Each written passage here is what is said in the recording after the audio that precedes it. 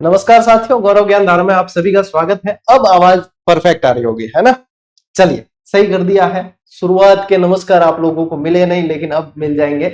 तो अपनी एकलव्य जो बैच चल रहा है, एकलव्य बैच की जो क्लासेस चल रही है, उसको आगे बढ़ाते हैं और आज आप लोगों के भौतिक विभाजन पूरा कर लेते हैं।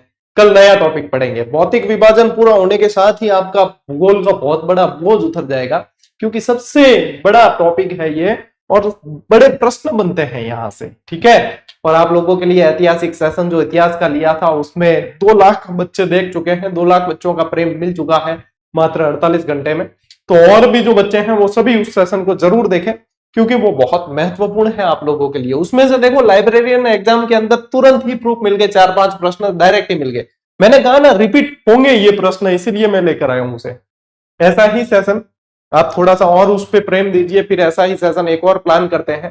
वो राजस्थान भूगोल से संबंधित करते हैं इस बार, और उसके बाद कला संस्कृति का करते हैं। ठीक है। 5-5 घंटे के 3 सेशन में तो आपके लगभग पीवाईक्यूज कवर हो जाएंगे। और जब ये 3 सेशन हो जाएंगे, फिर वापस रिपीट 3 सेशन इन्हीं चीज के और लगाएंगे, ताकि कुछ भी पीछे नहीं छूटे। क्योंकि अभी तो प्रश्न बहुत सारे हैं पीवाईक्यूज, है ना? कल टाब्रो लाइब्रेरियन का पेपर आप लोगों ने देखा, काफी प्रेशर रिलीज हुआ होगा। टाब्रो समस्या गणी है। पेपर मतलब पेपर में सवाल खुद ने आ रहा है तो गुरुजी ये तो सवाल सरल बहुत है। यदि नहीं आ रहा, गुरुजी ऐसा पेपर आता है कि इतना भारी, तो करे क्या? मैंने आप लोगों को इतनी बार चीजें बताई है कि जिस लेवल का एग्जाम होगा उस लेवल के प्रश्न आएंगे। फर्स्ट ग्रेड स्कूल व्याख्याता है तो उसके लेवल के आएंगे, उनको राजपत्रित अधिकारी चाहिए तो उस लेवल के प्रश्न देंगे। लाइब्रेरियन एग्जाम ग्रेड 3 था तो उस लेवल के आएंगे। चतुर्थ श्रेणी कर्मचारी में इससे भी नॉर्मल प्रश्न देखने को मिलेंगे। आई तो मैं मत फोड़ तो इतनी टाइम पर थे यूं मानो को नहीं थे, मतलब आवाज आवे नहीं, मतलब बी टाइम जब पेपर आवे नहीं बी टाइम ही थाने वो होनी जाए कि हाँ आ बात है सर। मैंने पशु परिचर वाले विद्यार्थियों को भी इतना कहा था, लेकिन नहीं। ठीक है, चलिए करें शुरू। चलो भाई, करते हैं शुरुआत। ठीक है, देखो आज अपन क्या पढ़ने जा रहे हैं। बढ़िया ध्यान केंद्रित करना, चीजें एकदम याद हो जाएगी। आज अपन पढ़ लेंगे मैदानी भाग और पठारी भाग। अब पठारी भाग के अंदर मुख्य मुख्य पठार अपन को पढ़ने, और मैदानी भाग यानी कि अपवा तंत्र है पूरा, तो अपवा वाला जो टॉपिक पढ़ेंगे उसमें भी अपन मैदानी भाग पढ़ने वाले हैं। लेकिन यहां पे भी अपन मैदानी भाग बहुत अच्छी तरीके से फिर भी समझ लेंगे। ठीक है, 1500 बच्चे जुड़ गए हैं एक बार सारे, क्योंकि 2 दिन छुट्टी थी क्लास के बीच में, तो इसलिए सभी विद्यार्थियों को सूचित कर दो आज की क्लास शुरू हो गई है। ठीक है। हाँ, first grade, second grade, grade 3, चतुर्थ श्रेणी सभी के अंदर ये काम की है। और वो लैब असिस्टेंट में तो मुझे लगता है ज्योग्राफी ही है पूरी, तो उसके भी काम की है। ठीक है। देखो सबसे पहले देखो क्या चीज पढ़ रहे हैं अपन, कुछ बेसिक चीजें समझ लो। अपन पढ़ रहे हैं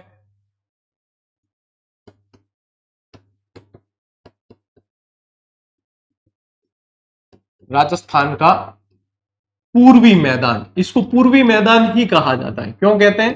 क्योंकि ये जो है ना, अरावली के पूर्व में है। अब पूर्वी मैदान कहते हैं तो कुछ बेसिक चीजें इसकी पहले ध्यान में रखो। ये कि ये 50 सेंटीमीटर वर्षा रेखा से, 50 सेंटीमीटर वर्षा रेखा से पूर्व में है, पूर्व में स्थित। ठीक है, पहली बात तो ये। फिर आप कह सकते हो ये अरावली, और बताओ किस किस के मध्य है ये। दिमाग के घोड़े दौड़ने चाहिए या एक्टिव, बिल्कुल। और ये मतलब सवाल जवाब खुद की निजी समस्याओं के यहां नहीं करने, यहां सिर्फ कंटेंट से रिलेटेड है। हाँ गुरुजी से 2 कदम आगे चलो। ठीक है, यहां पे अरावली और अपने विंध्यन मैदान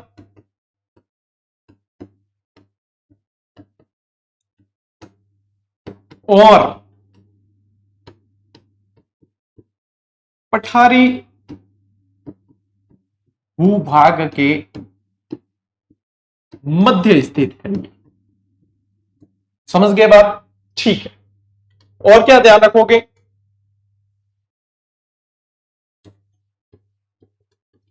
यहां टैथिस सागर के अवशेष मिले। किसके मिले? टैथिस सागर के अवशेष है। ठीक है। और क्या ध्यान रखोगे? यह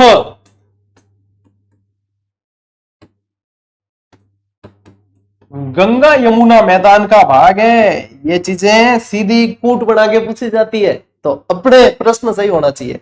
यह गंगा यमुना मैदान का हिस्सा है। और क्या ध्यान रखोगे, यह राजस्थान का सबसे आबाद और समृद्ध क्षेत्र है। क्या कैसे है? क्योंकि क्या है, मैदान है, नदियां, सभ्यताएं नदियों के किनारे क्यों विकसित हुई? क्योंकि सारी चीजें वहां पे मिल जाती है। पानी है तो फसलें पैदा कर लेंगे, फसलें पैदा होगी तो खुशहाली होगी, सीधी सी बात है। ठीक है, तो ये ध्यान रखना है ना। 50 सेंटीमीटर वर्षा रेखा के पूर्व में है, अरावली के अपने पूर्व में। ठीक है, तो ये ध्यान रखना है, क्योंकि पश्चिम में तो क्या है, अपने मरुस्थल है। ठीक है ना, तो ये कुछ की पॉइंट है जो आप लोगों को ध्यान रखना है। ठीक है, इसके अलावा फिर देखो और चीजें अब मैं आप लोगों को बताता हूं बढ़िया तरीके से। इसका विभाजन करते हैं अब अपन। अब क्या करते हैं, इसका विभाजन करते हैं। देखो इसका विभाजन एक बार सीख लो।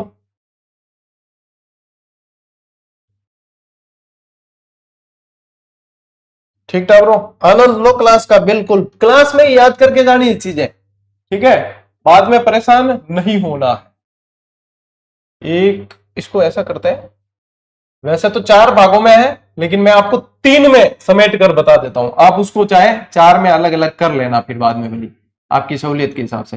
वैसे अपन पढ़ेंगे तो इसको क्या पढ़ेंगे, 4 भागों में पढ़ेंगे,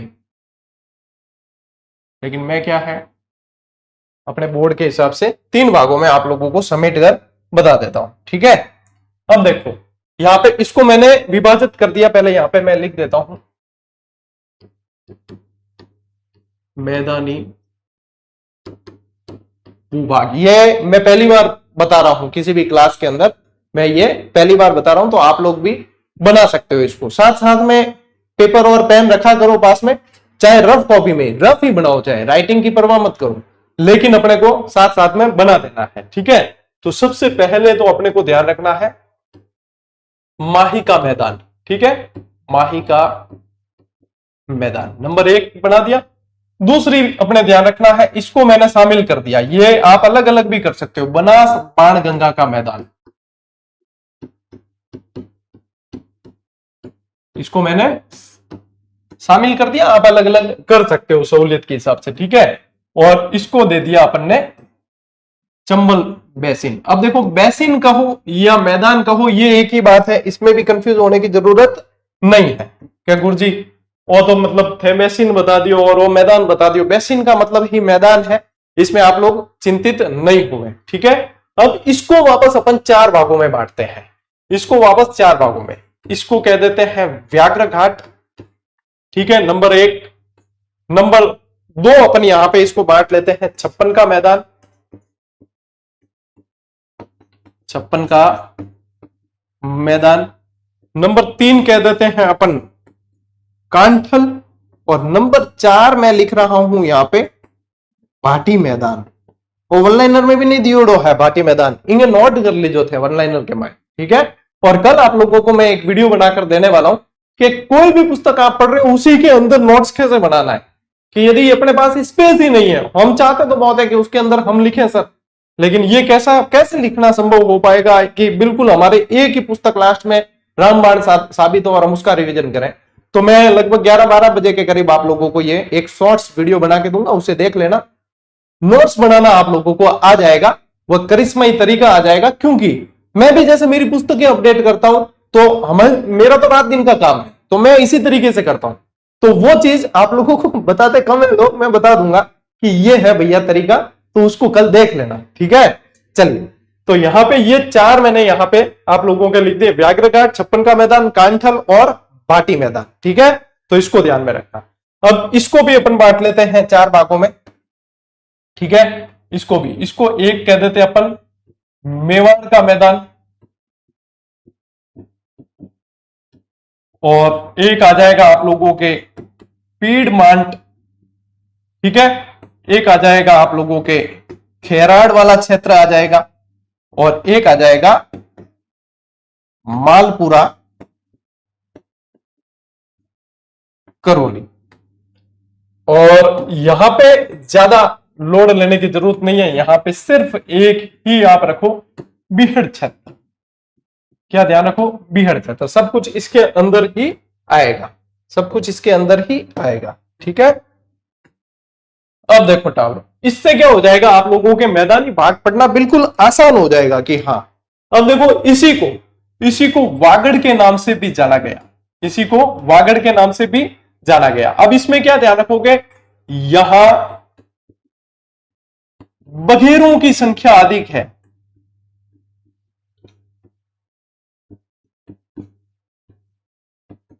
अधिक होने के कारण नाम Vyaghra Ghat. This point should be noted in one liner.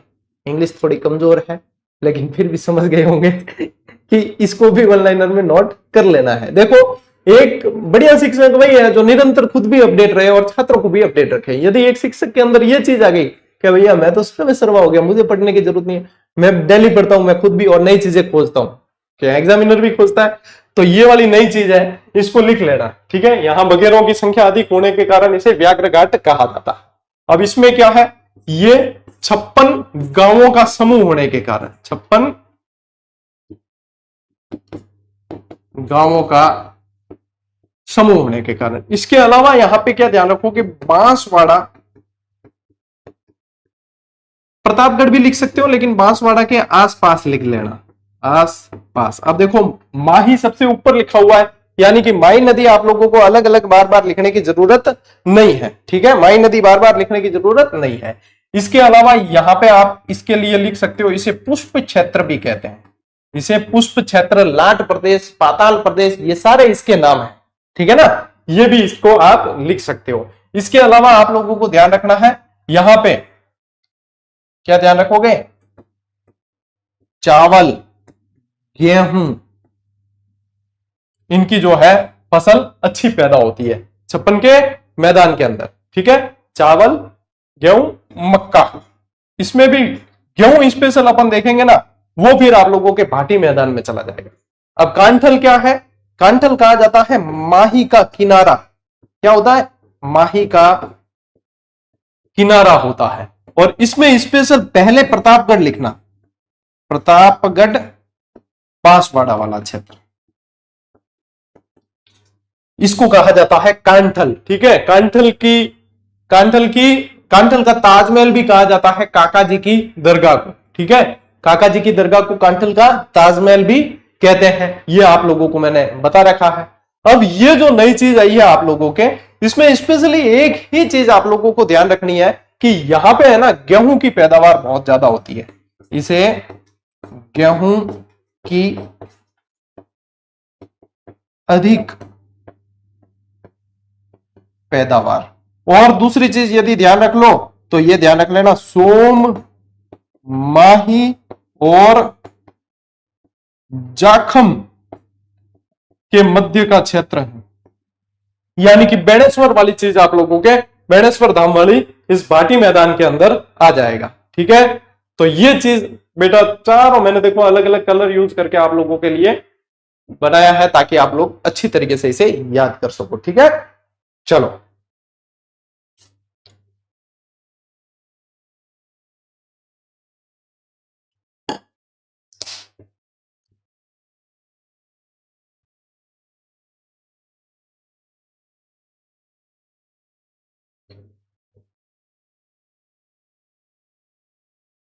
अब आते हैं अपन मेवाड़ के मैदान पे। अब इसको देखा जाए तो इसे जो है दक्षिणी मैदान के नाम से भी जानते हैं। इसे क्या कहते हैं, दक्षिणी मैदान के नाम से भी जानते हैं, या मालपुरा करौली का जो मैदान है उससे दक्षिण में ये स्थित है, मालपुरा करौली के मैदान से दक्षिण में स्थित है। इसको याद रखोगे आप आरसीबी से, ये अपनी शॉर्ट ट्रिक है आरसीबी। आरसीबी का मतलब क्या है, राजसमंद, ठीक है। आरसीबी का क्या मतलब है? राजसमंद, चित्तौड़गढ़, चित्तौड़गढ़ और भीलवाड़ा, और भीलवाड़ा ये इसके अंतर्गत आएंगे। आरसीबी में क्या आएंगे? राजसमंद, चित्तौड़गढ़ और भीलवाड़ा ये इसके अंतर्गत आ जाएंगे। ठीक है, ये ध्यान रखना। पीडमांट स्पेशल पूछेंगे तो आप लोगों को ध्यान रखना है राजसमंद के अंदर है। कहां है? राजसमंद। अब ये जो है पीडमांट, ये बनास नदी क्षेत्र में, बनास नदी क्षेत्र में ऊंचा टीलेनुमा भाग होता है। कैसा होता है? टीलेनुमा भाग इसके अंदर आता है। अब खैराड़ के अंदर क्या आएगा? खैराड़ में आएगा आप लोगों के जहाजपुर से लेकर, जहाजपुर से मालपुरा तक का क्षेत्र। ठीक है, और मालपुरा करौली के अंदर आप लोगों को ध्यान रखना है एटीएस। क्या ध्यान रखना है? एटीएस। एटीएस क्या है? कि आरसीबी ने तो मतलब पैसे बहुत कमाए, ट्रॉफी जीत गई आईपीएल की अपकिल, तो एटीएस ने छापा मारा। ठीक है, क्या ध्यान रखो? आरसीबी ने पैसे बहुत कमाए तो एटीएस ने छापा मारा। तो एटीएस का मतलब होता है अजमेर, टोंक और सवाई माधोपुर, ये इसके अंदर आएगा। और इसे जो है उत्तरी मैदान के नाम से भी जानते हैं। इसे क्या कहते हैं? उत्तरी मैदान भी इसे कहा जाता है। मालपुरा करौली का मैदान, मालपुरा कहां है? टोंक के अंदर ही है। आप लोगों को ध्यान रखना है ये, तो ये आप लोगों को अच्छे से याद कर लेने हैं। ठीक है, अब आते हैं अपन बीहड़ क्षेत्र पे। बीहड़ क्या होते हैं? बीहड़ चंबल नदी के यही होंगे। ठीक है, चंबल नदी बेसिन में उबड़ खाबड़, उबड़ खाबड़ क्षेत्र होता है। इसे क्या कहते हैं? बीहड़ कहते हैं। पहली चीज, इसे बैडलैंड्स के नाम से भी जाना जाता है। अब क्योंकि ये उबड़ खाबड़ होते हैं, ठीक है, तो क्या होगा? यहां पे गुफाएं बन जाती है, एक तरीके से कंदराएं बन जाती है। तो यहां पे ध्यान रखोगे कि गुफाएं और कंदराएं ज्यादा, गुफाएं कंदराएं अधिक, और गुफाएं कंदराएं ज्यादा है तो चंबल के बीहड़ के डाकू। एक बार मैं पढ़ा रहा था तो गुरुजी, एक छोरे ने कहा, गुरुजी डाकू मत कहा करो, वो हमारे यहाँ के बागी थे, उन्हें बागी कहा करो, वो सामान्य शब्द है यहाँ के लिए। तो आप चाहे बागी लिख दो, लेकिन यहाँ पे एग्जामिनर डाकू के नाम से पूछेगा। एग्जामिनर किस नाम से पूछेगा? वो डाकू के नाम से। और एग्जामिनर आजकल पूछते हैं दस्यु के नाम से, तो ये दस्यु प्रदेश कहलाता है। ये क्या कहलाता है? दस्यु प्रदेश। इसके अलावा यहाँ पे क्या है? डांग क्षेत्र। यहाँ पे क्या प्रसिद्ध है? डांग क्षेत्र। तो ये सारी चीजें बेटा यहाँ पे आप लोगों को ध्यान में रखनी है। तो इस तरीके से इस विभाजन को आपको बहुत अच्छी तरीके से दिमाग में उतार देना है। ठीक है, मैं इसको अलग अलग कर देता हूं ताकि सेपरेशन मिले आप लोगों को। ठीक है, रेडी? ले भाई, अब ले लो थे स्क्रीनशॉट। ठीक है, देखो पीडीएफ कई बार सेव नहीं हुआ थे, देख चुके हो, तो पीडीएफ सेव नहीं होती है तो स्क्रीनशॉट भी ले लिया करो। अब बढ़ते हैं अपन नोट्स मेकिंग पैटर्न पे आगे। ठीक है टाबरो, इतनी की बात समझ में आई? ये समझ में आ गया? मैदानी प्रदेश पूरा का पूरा छप जाएगा दिमाग के अंदर। ठीक है, चले आगे। चलो देखो बेटा, अब आते हैं अपन अपने नोट्स मेकिंग पैटर्न पे। अब देखो मैदानी भाग की प्रमुख विशेषताएं क्या है? देख लो, मैदानी भाग है कौन सा? ये तो अरावली है ना? ये अरावली है, और ये जो है आप लोगों का ये क्षेत्र, ये आप लोगों के मैदानी भूभाग है। ठीक है, अब इसमें ये यहाँ पे थोड़ा ये वाला क्षेत्र भी आएगा, इसके अंदर आएगा कि नहीं आएगा? आएगा, क्योंकि मेवाड़ का मैदान अपन ने पढ़ा है, तो वो आएगा कि नहीं आएगा? मालपुरा करौली वाला तो आएगा। अब देखो क्षेत्रफल क्या है, यानी कि क्षेत्रफल प्रतिशत, कितने प्रतिशत क्षेत्रफल जो है ये अपने राजस्थान के कुल भूभाग का 23% क्षेत्रफल रखता है, और 39% यहां जनसंख्या निवास करती है टोटल की। यदि आप लोगों को पूछे कि वर्षा की मात्रा कितनी होती है, वर्षा एवरेज में निकाली जाती है क्षेत्र को देख के, तो वर्षा की मात्रा यहां होती है 50 से 80 सेंटीमीटर, 50 से 80 सेंटीमीटर। और ढलान, तो ढलान जो है पश्चिम से पूर्व की ओर है, पश्चिम से पूर्व की ओर इसका ढलान है। ठीक है टाबरो, मिट्टी कैसी है? क्योंकि नदियां जो है जलोढ़ मिट्टी बहा कर लाती है। कैसी मिट्टी लाती है नदियां? जलोढ़ मिट्टी लाती है। तो यहां लिख सकते हो आपकी मिट्टी कैसी है? जलोढ़। और इसी को बोला जाता है अल्फी सॉल्स। क्या बोलते हैं? अल्फी सॉल्स बोलते हैं। क्या बोलते हैं? अल्फी सॉल्स। जलवायु कैसी है? तो जलवायु यहां पे है आर्द्र जलवायु, तभी तो अनुकूल है कृषि के लिए। और प्रमुख फसलें, अब जब जलवायु ही आर्द्र है तो प्रमुख फसलों में आप लिख लो गेहूं, बाजरा, चावल भी होते हैं, ठीक है, सरसों, तिलहन पूरा ही लिख दो आप, तिलहन, जौ, ज्वार आदि आदि। ओके, तो ये अपने को ध्यान रखना है, बेसिक चीजें हैं। ये क्या है? बेसिक चीजें हैं आप लोगों के, ठीक है। चना भी लिख देना, गेहूं, जहां गेहूं है तो फिर चना भी होगा, गेहूं और चना साथ साथ ही होता है, रबी की फसलें, ठीक है। अब देखो आगे बढ़ते हैं। अब देखो माही नदी के आसपास के क्षेत्र को क्या कहते हैं? तो अभी अपन ने जो जो पढ़े कि एक तो क्या कहते हैं? व्याघ्र घाट कहते हैं, इसीलिए इसका नाम क्या पड़ गया? वागड़ भी पड़ गया, ठीक है। इसी के अलावा और क्या कहते हैं? पुष्प प्रदेश कहते हैं। क्या कहते हैं? पुष्प प्रदेश। और क्या कहते हैं? पाताल प्रदेश कह देते हैं, पाताल प्रदेश कहते हैं। और इसे लाट क्षेत्र कह देते हैं, लाट क्षेत्र आदि। और क्या कहते हैं? कांठल भी लिख सकते हो आप, कांठल भी कहते हैं। तो इसके आसपास के क्षेत्रों को कांठल। खादर क्या है? इसमें लिख सकते हो आप जहां नदियां प्रति वर्ष बहे, प्रति वर्ष बहे और नवीन जलोढ़ मिट्टी, इससे प्रश्न पूछते हैं नवीन नाम से, नवीन जलोढ़ का विस्तार करें। अब देखो लैंग्वेज चेंज हो सकती है, मेन पॉइंट पकड़ के रखने हैं अपन को, मेन पॉइंट, मुख्य पॉइंट पकड़ के रखने हैं, जिसमें इसमें मुख्य पॉइंट है नवीन जलोढ़, ठीक है। बांगर क्या है? जहां नदियां 3-4 वर्ष में एक बार आए, या तो एक बार या फिर कभी आई हो, और जलोढ़ मिट्टी जो होती है वो पुरानी जलोढ़ में बदल जाती है, तो वो होता है बांगर। यानी कि यहां पे आप लोगों को कीवर्ड ध्यान रखना है पुरानी जलोढ़। क्या ध्यान रखोगे? पुरानी जलोढ़। ये नवीन जलोढ़, ये पुरानी जलोढ़। अब ये दो चीजें जो है बहुत मोस्ट इंपॉर्टेंट है आप लोगों के, इसलिए ध्यान रखना। इसमें तो क्या ध्यान रखना है? नवीन जलोढ़ स्पेशली। और इसमें क्या ध्यान रखोगे? पुरानी जलोढ़। ये दो मेन चीजें हैं, ठीक है। अब देखो क्या है बेटा? बीड़। बीड़ है शेखावाटी में पाए जाने वाले, शेखावाटी में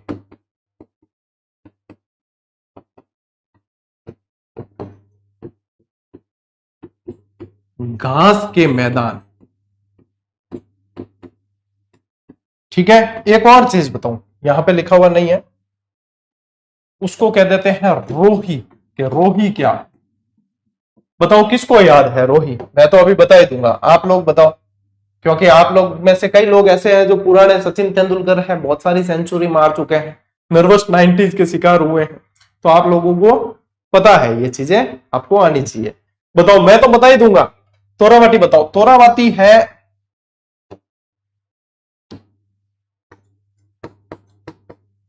कांतली नदी का बेसिन क्षेत्र, बेसिन क्षेत्र। शाबाश। अरावली की पट्टियां तो है, लेकिन कौन सी? पूर्वी या पश्चिमी? तो पश्चिमी अरावली की उतरती हुई पट्टियां।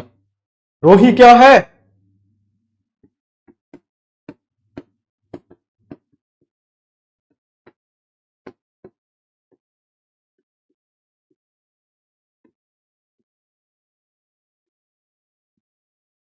उतरती हुई हरी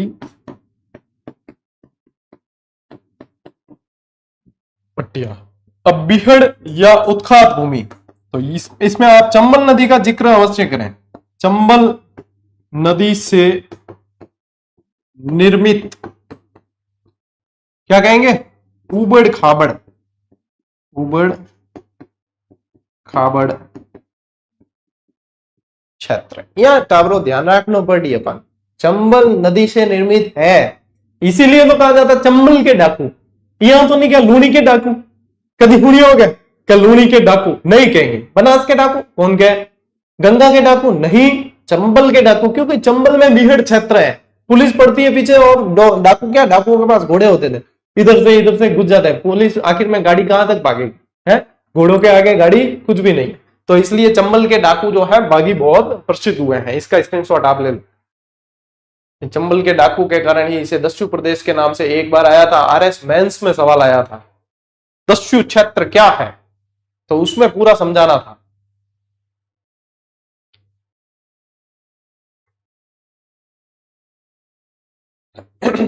चले आगे, चल अब आते हैं अपन पठारी भूभाग पे। किस पे आते हैं, पठारी भूभाग पे। अब देखो पठारी भूभाग जो है अपने यहां, इसको अपन कह सकते हैं दक्कन या मालवा के पठार का हिस्सा, क्योंकि मालवा के पठार का हिस्सा है और मालवा दक्कन के पठार का हिस्सा है, इसलिए अपन को ध्यान रखना है दक्कन के पठार का या मालवा के पठार का हिस्सा है, ये ध्यान रखना है। दूसरी चीज क्या ध्यान रखोगे, ज्वालामुखी क्रिया से इनका निर्माण होता है, ज्वालामुखी क्रिया से निर्माण। अब क्योंकि ये माल क्षेत्र होता है, माल का मतलब ही पठार होता है, और माल जो शब्द बना है वो लावे से बना है, ठीक है, लावे से, लावा मैग्मा इनसे बनता है माल। तो एक छोरो होता ने लिख दिया दक्कन का पठार, दक्कन नहीं वो दक्कन है, डी के आगे एच नहीं लगाना है, दक्कन का पठार है, ठीक है। तो ये ध्यान रखना, ज्वालामुखी क्रिया से इसका निर्माण होता है। इसके अलावा जो एक टेक्निकल शब्द पूछा जाएगा वो आप ध्यान रखना, यहाँ आर्कियन विंध्यन क्रम की चट्टानें पाई जाती है, क्या ध्यान रखोगे, आर्कियन विंध्यन क्रम की चट्टानें, ठीक है। और ध्यान रखना कि अरावली और विंध्याचल पर्वतमाला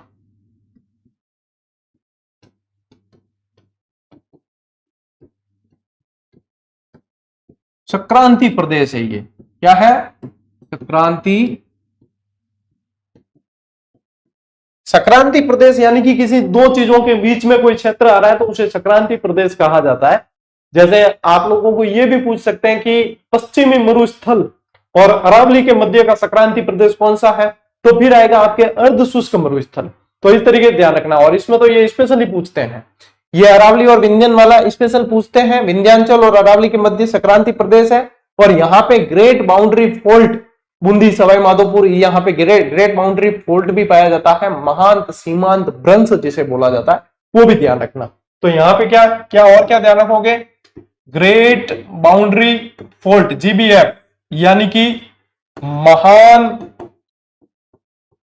सीमांत भ्रंश, और ये मतलब संक्रांति प्रदेश में ही पाया जाता है, संक्रांति प्रदेश से ही इसका निर्माण होता है, दो पर्वतमालाओं का मिलन क्षेत्र है, वहां से इसका निर्माण होता है।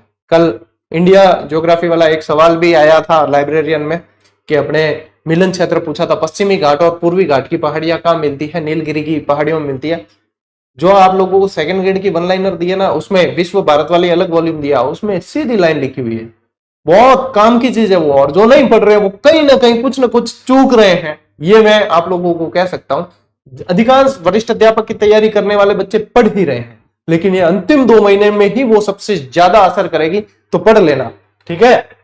मुकुंदवाड़ा की पहाड़ियां, यहां पे देखो अब क्या ध्यान रखना है कि पठारी भाग का विभाजन 3 भागों में कर दिया। मुकुंदवाड़ा की पहाड़ियां मुकुंद सिंह जी के नाम से पड़ा था, ठीक है, मुकुंदरा दर्रा जो हिल्स पढ़ते हो आप वो भी यही है। तो मुकुंदवाड़ा की पहाड़ियां स्पेशली कहां पे आप लोगों को ध्यान रखनी है, ये आती है कोटा झालावाड़ के अंदर, ये कहां है, कोटा झालावाड़ वाले क्षेत्र में पाई जाती है। गंगधार की पहाड़ियां, अब ये झालावाड़ में तो है, ये झालावाड़ में तो है, लेकिन ध्यान रखना झालावाड़ के, क्या ध्यान रखोगे, झालावाड़ के उत्तरी पश्चिमी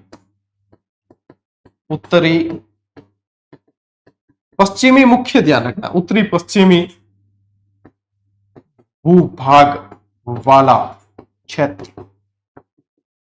अब इसको भी मैं याद करवाता हूं, रुको। और शाहबाद उच्च क्षेत्र जो आएगा वो आप लोगों के 12 ध्यान रखना है। शाहबाद कहां है? 12 के अंदर है। और शाहबाद में 12 का जो है वो पूर्वी क्षेत्र, 12 का पूर्वी भाग। अब इसमें क्या ध्यान रखना है? देखो यहां पे दिया है आप लोगों के उच्च प्रदेश, तो ऊ की मात्रा से आप लोगों को ध्यान रखना है पूर्वी। और यहाँ पे गंगधार है, ऊ की मात्रा वाला कुछ भी क्षेत्र नहीं है, तो यहाँ पे पश्चिमी के अंदर भी कोई नहीं लगता है। तो इसमें पश्चिमी मुख्य है, उत्तरी को भूल जाना है एक बार। पश्चिमी इसमें मुख्य है, इसमें पूर्वी मुख्य है। और कंफ्यूजन जहां होता है वो पश्चिम और पूर्व के मध्य ही होगा। यहाँ उत्तर दे रखा है तो उसमें कंफ्यूजन नहीं होगा आप लोगों के। इसलिए ये चीज इसी तरीके से याद रखी जाए माय लॉर्ड, ठीक है? ये ध्यान रखना, आप लोगों को तरीका बता दिया है। अब ले ओ बेटा स्क्रीनशॉट, यूं बढ़िया तरीको नहीं हो सके। चलो आगे बढ़े। देखो अब इसमें भी जो है अपन व्यवस्थित तरीके से एक बार इसकी विशेषताएं देख लेते हैं। अब क्या पूछा है कि क्षेत्रफल प्रतिशत कितना है? तो 6.89%। स्पेशली याद रखो पॉइंट के अंदर। जनसंख्या प्रतिशत, यहां राजस्थान की 11% जनसंख्या निवास करती है। कितनी जनसंख्या निवास करती है? 11%। एसएसटी की वन लाइनर नहीं आएगी बेटा, दे रखी है बुक आपको, डिस्क्रिप्टिव किताब दे रखी है, वन लाइनर नहीं आएगी, मैं कई बार बता चुका हूं, ठीक है? अब मत करना कॉपी पेस्ट। वर्षा की मात्रा यहां पे क्या गणी में मोकली, वर्षा की मात्रा क्या बहुत बहुत होती है, बहुत नहीं बताना है। यहां आप लोगों को बताना है 80 से 100 सेंटीमीटर औसतन, क्योंकि यह औसत में पूछी जाती है। ढलान यहां पे दक्षिण से शुरू करो, चंबल नदी को ध्यान में रखो, दक्षिण से उत्तर पूर्व की। और मिट्टी कैसी है बताओ? हाँ हो रो प्रश्न, काली है, जिसको बोलते हैं वर्टिसॉल्स। क्या बोलते हैं? वर्टिसॉल्स, ये याद रखना, ऐसे नाम पूछते हैं वर्टिसॉल्स। या फिर इसे रेगुर मिट्टी भी बोला जाता है, इसे क्या कहते हैं? रेगुर मिट्टी भी। और काली किस लिए? ध्यान रखना, बेसाल्ट की प्रधानता है यहाँ, बेसाल्ट की प्रधानता, इसके कारण, बेसाल्ट की प्रधानता के कारण है। जलवायु कैसी है बेटा बताओ, देखें जलवायु कैसी है। वैसे तो कह दोगे कि अति आर्द्र, लेकिन यहां पे एक शब्द लिखना, उष्ण आर्द्र, उष्ण आर्द्र लिखना। क्योंकि पठारी भूभाग के अंदर अपन वैसे स्पेशली कोटा, बूंदी, महाराज, झालावाड़ को ही ध्यान रखते हैं, लेकिन डूंगरपुर, बांसवाड़ा का भी क्षेत्र इसके अंदर आता है पठारी भूभाग में। तो डूंगरपुर की, स्पेशली डूंगरपुर बांसवाड़ा की जलवायु देखोगे तो उष्ण जलवायु है। डूंगरपुर बांसवाड़ा की जलवायु कैसी है? उष्ण जलवायु है। इसलिए अपने को यह चीज स्पेशली इसी तरीके से ध्यान में रखनी है। और मुख्य फसलें यहाँ पे कौन सी पाई जाती है बताओ। देखें यहाँ पे मुख्य फसलें अपने को काली मिट्टी को ध्यान में रखते हुए बतानी है, ठीक है? कि काली मिट्टी में क्या क्या हो सकती है। तो काली मिट्टी में सबसे बढ़िया तो ध्यान रखो कपास, ठीक है, और सोयाबीन, और सोयाबीन, ये ध्यान रखना है यहाँ पे। क्योंकि ये जो है ना, ये इनको जो है नाइट्रोजन की प्रधानता चाहिए, और नाइट्रोजन की प्रधानता के कारण ये यहाँ पे बढ़िया होती है ये फसलें, ठीक है? चलो नेक्स्ट आगे बढ़ते हैं। अब पठारी क्षेत्र की पहाड़ियों की आकृतियां, लास्ट क्लास में मैंने आपको कुंडलाकार, घोड़े के नाल के आकार की, हॉर्स शू टाइप पहाड़ियां सभी बता दी थी, भूसाकार वगैरह सब। अब यहाँ पे स्पेशली अपन पठारी क्षेत्र की पहाड़ियों के आकार देख लेते हैं। देखो अर्धचंद्राकार पहाड़ियां कहां पाई जाती? मुकुंदवाड़ा, कोटा, बूंदी के अंदर, घोड़े के नाल के समान। अब घोड़े की नाल कैसी होती है? घोड़े की नाल होती है ऐसी,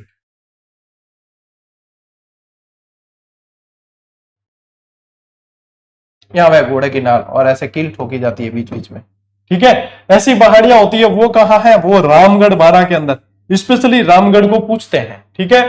कुंडलाकार कैसी होती है? अब ये कोटा के आसपास, या कह सकते हो आप कोटा के चारों ओर, या कह सकते हो कोटा के चारों ओर। अब कुंडल कैसे होते हैं? कानों के कुंडल कर्ण से मांगे गए थे दान में, दानवीर कर्ण कहते हैं ना, तो कानों के कुंडल मांगे थे।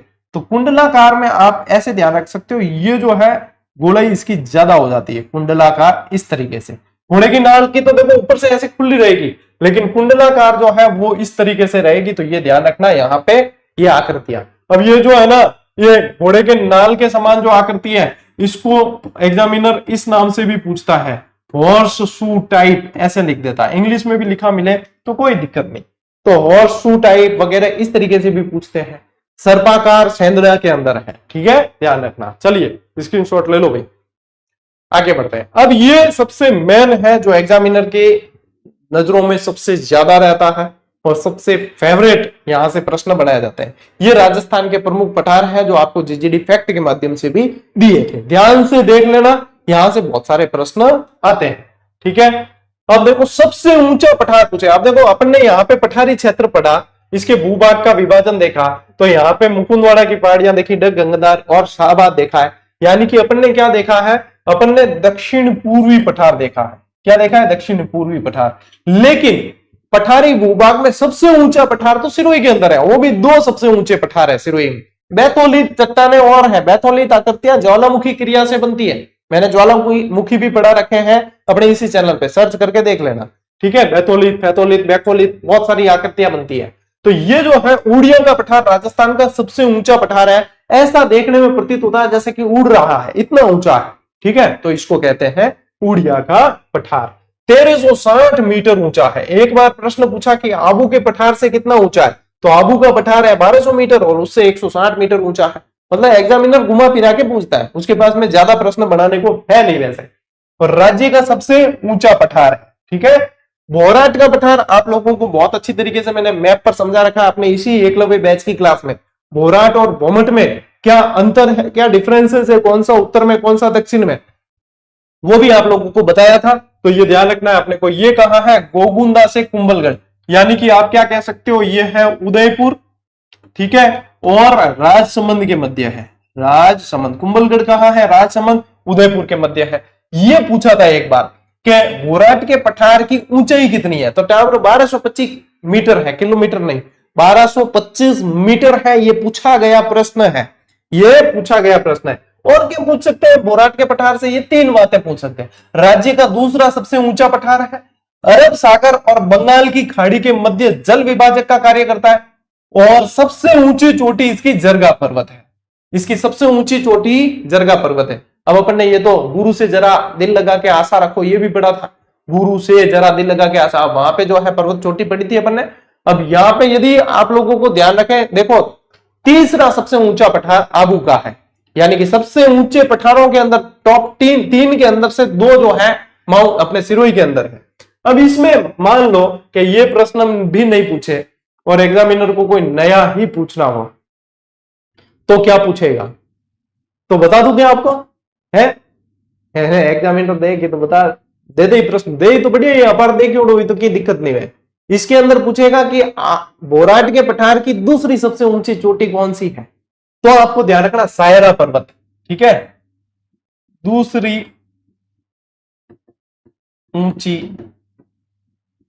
चोटी सायरा, ये है 900 मीटर, ये है 900 मीटर, और ये है 800। अभी कितने हो गए रे अपने सब्सक्राइबर? 835 हो गए ना, याद भी नहीं है। देखो पढ़ाई पे तुम्हारा ध्यान रहता है। ये उस समय दिया था जब 572 के सब्सक्राइबर थे, तब ये फैक्ट दिया था। ठीक है, अपने इसी साल 1 मिलियन हो जाएंगे कि नहीं होंगे? अभी चल रहा है जुलाई, हो जाएंगे मेरे ख्याल से, तो हो जाने चाहिए। बाकी आप लोगों का प्रेम रहे तो क्या पता 1 महीने में हो जाए, बाकी मुश्किल है 1 महीने में तो होना। क्योंकि देखो 835 के बच्चे हैं, 1 लाख बच्चे तो एकलव्य क्लास की, एकलव्य बैच की क्लास रोज देखते हैं। यदि सोचो 1 लाख बच्चे ही एक बच्चे को शेयर करें जो रोज देखते हैं क्लास, एक्टिव ऑडियंस, तो 1 लाख तो मतलब अपने हो जाना चाहिए 2 दिन के अंदर है। सिर्फ टारगेट कितना है? एक बच्चे का टारगेट 1 सब्सक्राइबर। क्या लो गुरुजी आप हमारे लिए ये करो, हम आपके लिए ये करते हैं, तो मतलब क्रांति आ जाए, फिर तो हमारे अंदर इतना जोश आ जाए कि बस फिर देखने का ही काम नहीं। समझ रहे हो? हाँ समझ रहे हो? तो यही काम है। अब एक बच्चा एक की मदद नहीं कर सकता, तो बताइए क्या किया जाए आप लोगों के लिए? ठीक है, ठीक था ब्रो, बढ़ा आगे। देखो अब आबू का पठार। आबू का मतलब क्या है पता है? आबू रोड है, ये एक शहर है। ठीक है, और अब आबू रोड, इस आबू के नाम से आबू रोड हो गया। ये कहां है? सिरोही के अंदर, 1200 मीटर ऊंचा है। और आबू का पठार बैथोलित संरचना का उदाहरण है, ध्यान रखना। बैथोलित का मतलब होता है ज्वालामुखी क्रिया, ये ध्यान रख ले, लिख लेना, ज्वालामुखी क्रिया। और क्या ध्यान रखोगे? स्थलाकृति की दृष्टि से इस पठार को इंसेलबर्ग की संज्ञा दी गई है। इंसेलबर्ग का मतलब होता है द्वीपीय पर्वत। क्या होता है? द्वीपीय पर्वत, यानी कि मरुस्थली भूमि होती है तो वहां पे जैसे कि रेत हट जाए और पीछे जो है अपने कुछ आकृतियां बचती है तो वो इंसेलबर्ग कहलाती है। आप इसको इस तरीके से और अच्छी तरीके से समझ सकते हो कि अपने घरों में फ्रिज होते हैं और फ्रीजर होते हैं बहुत ज्यादा ठंडे होते हैं तो उसमें नुकीली नुमा ऐसे बर्फ लटकने लगती है। वही चीज यदि जमीन पे बनती है चट्टानों के माध्यम से तो वो इंसेलबर्ग की श्रेणी में आती है, यानी उठी हुई चीजें होती है। ये ध्यान रख सकते हो। मेसा का पठार, मेसा का मतलब होता है तस्तरी नुमा, तस्तरी नुमा, यानी कि मेसा कह सकते हैं एक प्लेट जैसा समतल होता है ऊपर, ऐसा समतल है इसीलिए तो इस पे चित्तौड़गढ़ का दुर्ग है। और चित्तौड़गढ़ का दुर्ग कोई छोटा मोटा दुर्ग नहीं है बेटा, वो तो गढ़ तो चित्तौड़गढ़ बाकी सब गढ़ैया है, चित्तौड़गढ़ का दुर्ग में 50,000 लोग रह सकते हैं। यानी कि ये पठार देख लो ये कितना चौड़ा होगा पठार, है ना। तो ये जो है आप लोगों को 620 भी लिखा मिलेगा और 640 मीटर भी लिखा मिलेगा, कंफ्यूज मत होना, दोनों ही सही है। चित्तौड़ दुर्ग इसी पठार पर है। लसाड़िया का पठार ये सलूमर जिले में पड़ता है और जयसमंद झील के पूर्वी दिशा में, पूर्वी भाग में, ये दिशा ध्यान में रखना, ये मोस्ट इंपोर्टेंट है। और ये सर्वाधिक कटा फटा है, या फिर इसको, इस कटे फटे को और क्या कह सकते हैं, विच्छेदित पठार, या सबसे ज्यादा विच्छेदित पठार भी इसको कहा जाता है। ठीक है। ऊपरमाल का पठार, ऊपरमाल का पठार है आप लोगों के बिजोलिया से भैंसरोडगढ़ तक, और इसको भी आप लोगों को बताया हुआ। ऊपरमाल नाम कैसे पड़ा, के माल क्षेत्र बोलते थे पठारी भाग को, और ऊंचा उठा हुआ था कि ऊपर उठा हुआ है तो इसका नाम ऊपरमाल हो गया। ठीक है। हाँ क्या सर आवाज नहीं आ रही, तो बेटा कान कान साफ कराना पड़े, क्योंकि माइक साफ है, गलो साफ है और आवाज बाकी तक पहुंच रही है। तो यानी कि पूनम खटीक जी ईएनटी डॉक्टर को बताया जाए, यही परामर्श देना चाहूंगा मैं। और यदि ये सुनाई दे रहा है तो यानी कि आपके कान ओके हैं। चलिए, बोमट का पठार। अब देखो बोराट का पठार और बोमट के पठार में आप लोगों को अंतर मैंने बता दिया था। बोराट का पठार रा आ रहा है बीच में, यानी राजसमंद आएगा, राजसमंद और उदयपुर के मध्य, और फिर जो है अपने ये आ जाएगा आप लोगों के उदयपुर और बांसवाड़ा डूंगरपुर दे रखा है, उदयपुर भी लिखना कॉलम में, उदयपुर भी लिखना। ठीक है। तो ये आएगा बोमट का पठार दक्षिण में जाता है और बोराट का पठार इसके उत्तर में रहता है। ठीक है। बोराट का पठार उत्तर में रहता है। मानदेसरा का पठार ये भी चित्तौड़गढ़ के भैंसरोडगढ़ में है, ये भी इंपॉर्टेंट है। मानदेसरा का पठार भी अपने को ध्यान रखना है। ठीक है। एक देखो मेरे को एक चीज याद आ रही है, एक मैंने पढ़ी थी तो उसको लिख लेना, धौसी की पहाड़ी। कई बार क्या है चीजें, ये मेरे को अरावली पढ़ाई तब भी याद थी, बताना था लेकिन भूल गया। धौसी की पहाड़ी ये लिख लेना कि अरावली का अंतिम छोर है ऊपर की तरफ, अरावली का अंतिम छोर है, इसको क्या कह सकते हो, अरावली का अंतिम छोर। कई टावर था ध्यान है, पेड़ कोर्स लियोड़ा वो भी चेक करने आएगा, हमारे पेड़ कोर्स में पढ़ा रहे हैं वो कंटेंट उससे बेस्ट पढ़ा रहे हैं सर के नहीं। फिर देखते हैं कि हमको यार पेड कोर्स में लिखा है बहुत सारा लेकिन काम की चीज बहुत कम लग रही है उसमें। यहाँ पे तो मतलब जो लिखा रहा है वही काम की, और ऐसा लग रहा है कि डिटेल भी फुल है और ऐसा लग रहा है कि शॉर्ट भी है। और एग्जाम में प्रश्न बनते तो बाहर नहीं जाते, साला करे तो करे क्या, पैसा साला गलत जगह लगा दिया। ऐसे कई जने विद्यार्थी चेक करने आते हैं, क्योंकि भाई पढ़ने के लिए कौन मना करता है, पैसे माँ बाप भी देते पढ़ने के लिए, कर्जा करके भी देते, पढ़ बेटा तू नौकरी लग। और उसके बाद में मतलब पैसा तो कर लगा दिया है, पर साला क्या लग रहा है ऐसे है कि साला गलत जगह तो पैसा नहीं लगा दिया गया, यहाँ सर फ्री में इतना मतलब करवा रहे हैं इनको, और हमें साला वहां पे पैसा लेके भी ढंग से नहीं करवा रहे, और ज्यादा लिखा रहे हैं तो भी शंका हो रही है अंदर कि ज्यादा क्यों लिखा रहे हैं, कम लिखा रहे तो भी शंका हो रही, करे तो करे क्या। तो आखिर में बच्चे जो है पेड कोर्स लेने के बाद भी संतुष्टि के लिए यहाँ अपने जीजीडी प्लेटफॉर्म पे आ ही जाते हैं कि एक बार राउंड मारे ना आ ही जाओ। ठीक है। क्या वहां कुछ एक्स्ट्रा मिलेगा तो लिख लेंगे, और नहीं तो फिर कोई दिक्कत नहीं है क्या अपने। तो आप लोग कुल मिलाकर जो यहाँ से नियमित पढ़ रहे हो फायदे में हो, है ना, फायदे में हो। ये बैच पूरा होते होते पंडित बन जाओगे आप लोग इसमें, जीके में मेरी जगह ले सकते हो, फिर पढ़ा सकते हो आप। ठीक है। चलो, क्रास्का और कांकनवाड़ी का पठार ये है आप लोगों के अलवर में। सर इसका जो अभ्यारण्य है ना वो इसी पठारी क्षेत्र के अंदर स्थित है। ठीक है। सर इसका अभ्यारण्य इसी पठारी क्षेत्र में बना हुआ है। ठीक। तो आप लोग ये ध्यान रखियो सारा का सारा पठार। ठीक है। अब ले स्क्रीनशॉट लेना चाहो तो ले लो। एक चित्तौड़ का एक और पठार यदि लिखना चाहो तो लिख लेना, अपने उसका नाम है धोराजी का पठार, चित्तौड़ के अंदर ही। ठीक है। एक और क्या लिखोगे, या अलग से लिखा देता हूं,